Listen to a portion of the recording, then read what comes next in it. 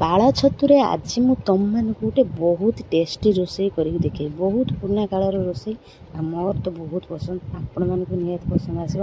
ଛତୁକୁ ଭଲ ଭାବରେ କାଟି ନେବି, ତା ସାଙ୍ଗରେ ଲୁଣ ହଳଦୀ ପାଣିରେ ଦେଇକି ତାକୁ ଭଲ ଭାବରେ ପରିଷ୍କାର କରିକି ଧୋଇ ନେବି। ତାପରେ ତାକୁ ଭଲ ଭାବରେ ଚିପୁଡ଼ି ଦେବି। ଚିପୁଡ଼ି ଗୋଟେ ପାତ୍ରରେ ରଖିବି। ସେ ଛତୁ ସାଙ୍ଗରେ କଟା ଆଳୁ, କଟା ପିଆଜ, କଟା ଟମାଟୋ ଆଉ ଲୁଣ ହଳଦୀ ଗୁଣ୍ଡ ଆଉ ତା ସାଙ୍ଗରେ ମସଲା ହେଲା ଶୁଖିଲା ଲଙ୍କା, ରସୁଣ, ଜିରା ଆଉ ସୋରିଷ ଭଲ ଭାବରେ ପେଷ୍ଟ କରି ତା ସାଙ୍ଗରେ ଦେଇଦେବି। କଞ୍ଚା ଲଙ୍କା, ରସୁଣ, ସୋରିଷ ତେଲ ଆଉ କଲର୍ ପାଇଁ ଟିକେ ଲଙ୍କା ଗୁଣ୍ଡ ଦେଇଦେବି। ତାକୁ ଭଲ ଭାବରେ ଗୋଳେଇକି 5-10 ମିନିଟ୍ ପାଇଁ ତାକୁ ରଖିଦେବି। ତାପରେ ଗୋଟେ କଢ଼େଇରେ ସୋରିଷ ତେଲ ଦେବି।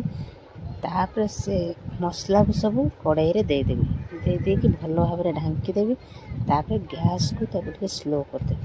5-10 ମିନିଟ୍ କଢ଼େଇକି ଟିକେ ଧରିକି ଭଲ ଭାବରେ ହଲେଇ ଦେବି।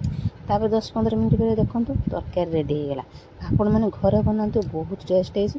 ତାପରେ ଯାଇକି ବିଶ୍ୱାସ କରିବେ ଛତୁ କଢ଼େଇ ବେସର କେମିତି ହେଇଥିଲା। ଆଉ ପଖାଳରେ ତ ବହୁତ ଜମିଯିବ ଆଉ ବହୁତ ହିଁ ବଢ଼ିଆ ଲାଗିବ। ମୋ ଭିଡ଼ିଓଟି ନିହାତି ଭଲ ଲାଗିଲେ ସାଙ୍ଗମାନେ ଲାଇକ୍ କରିବେ, କମେଣ୍ଟ କରିବେ, ସବସ୍କ୍ରାଇବ୍ କରିବା ପାଇଁ ଜମାରୁ ବି ଭୁଲିବେନି ସାଙ୍ଗମାନେ।